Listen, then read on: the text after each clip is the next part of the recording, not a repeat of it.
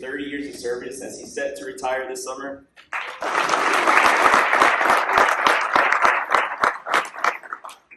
I would also like to thank all the commanders, chiefs, shirts, family and friends in attendance, and as well as the graduates who this ceremony is about. And thank you to the top 3 in the LRS for hosting this event. It looks great. So in high school, I knew 2 things.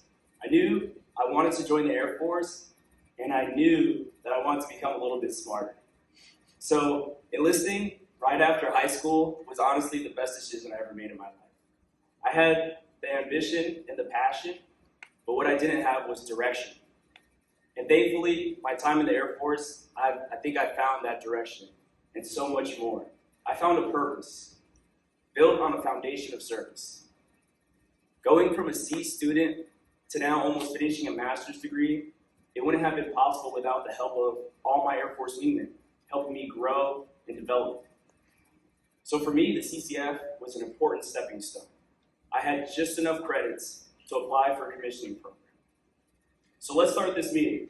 And you might be confused, but this is a consultant meeting today. I'm going to be your consultant, and you guys are the CEO. And since we have extra guests, you guys can be CEOs too. Not a CEO like Elon Musk of Tesla, or Jeff Bezos of Amazon, or Mark Zuckerberg of Facebook, who you guys know, but you're CEOs of something so much more valuable. You're CEOs of your life. Just think about it. Just like these companies, you have to lead your life to success. You have to manage your money. You have to maintain your health. You have to strengthen relationships, and you have to continue to seek new knowledge. So hello, CEOs. Welcome to our first meeting. You brought me here today to discuss resistance. I first remember facing resistance when I moved many times in my childhood. And I had to cope with losing old friends and learning how to gain new friends. But that helped me build more confidence. I remember facing resistance. Does anyone go to Texas high school out here? So Texas is big on sports, right? So I remember facing resistance when I moved to Texas from Chicago, and I was weaker than all the other athletes. So I had to spend months with the team, working out morning and night, but that group together made me stronger, and I was ready to compete with these Texan athletes. I also remember facing resistance when I was in an advanced marksman course, and I wasn't able to qualify on a moving shot. So a really experienced shooter took time to teach me tips and tricks, and I was able to pass that course. So I'm sure you guys have many bouts of resistance too, in life, in the Air Force, and maybe even on your way to completing your CCAF. So when I started my Air Force journey, Sergeant Molina and Sergeant Pena were my first consultants. They kept me on track and told me the importance of finishing the CCAF. And that's what resulted in me standing here as a commissioned officer. But more importantly, they helped me understand resistance. Because when you're pushing and fighting for your goals, resistance seems to think that's a perfect opportunity to show its face.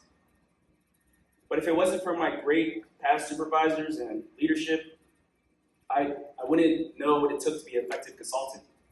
And I would tell you that shaking hands or, locking knuckles with Colonel Lear today will be enough. I would tell you to look at this great ceremony that's just for you and that there's no resistance coming. But the truth is, resistance is coming. So how do we beat it? Well, first it takes believing in yourself. I tell people all the time that I have to recharge my confidence meter daily, whether that's with motivational books or videos, or just talking to positive, inspiring people. The best way I found to build confidence, though, is to dare to fail. When I was A1C, when I was in A1C, I applied to work for the group chief, and I wasn't ready to take on that role at all. But I leaned on my peers to help me learn the processes and procedures, and by the end of my time there, I was able to add something to the group, which I really just wanted to do because it was really overwhelming. And resistance hates when you find that confidence and start believing in yourself. Next, you have to stack the team. There are no rules saying you can't seek guidance or leadership from as many people needed to get the job done. I wouldn't have been selected for any program, I wouldn't have won any awards, and I wouldn't be able to lead teams today if I did not take the time to stack my corner. Because as an SF member, we rolled deep anywhere we went. Because we knew the value of strong teamwork. When we went out on security checks, we were never alone. When we needed to touch up and study procedures, we did it as one. And when the nuclear surety inspectors came to F.U. Warren Air Force Base to tear us down, we got together as one team and we knocked those inspections out the park. Resistance hates when you stack the team. Lastly, you have to share your lessons learned. With the stories from past leaders and their experiences, I wouldn't know that I can come back from getting paperwork. I wouldn't know that I could come back from getting taken off of TDY. And I wouldn't know that when everything appears to be going right, there is still something I can improve on. Just think about it. We are part of the 1% of Americans that answer the call to serve. And if we took that time to make us the best 1%, all the places we can go. Resistance hates when you share knowledge. If you take away anything from today, just remember, you have to find a way to believe in yourself. You have to stack your team, and you have to share the lessons learned. Because resistance is weakened when we have confidence in ourselves and we work together. In this last part of the meeting, because it's a consultant meeting right now, I'm going to share my final findings. I found that you guys are going to continue to be selfless CEOs. I found that you're going to continue to help the CEOs to the left and to the right of you. I found you're going to continue to seek advice from senior CEOs.